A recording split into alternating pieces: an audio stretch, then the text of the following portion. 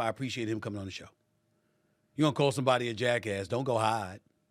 He came right on this show, and he couldn't have been more pleasant, and he could not have articulated his point of view any better.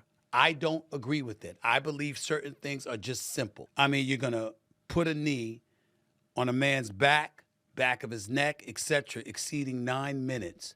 I don't want to hear about things that contributed to his death. Nothing contributed more than that.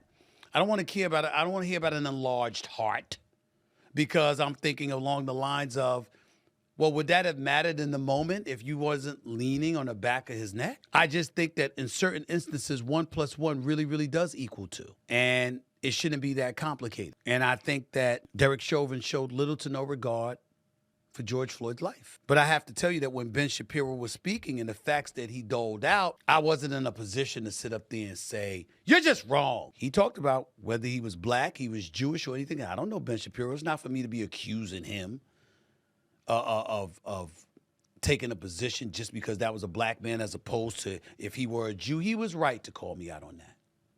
He was right, because he said there's plenty of folks from the Jewish community, if something like that happened to them and the evidence showed itself to be what I saw in terms of the evidence that the George Floyd case showed itself to be, I would have taken the same position. I don't know Ben Shapiro to refute what he's saying. We have to be fair.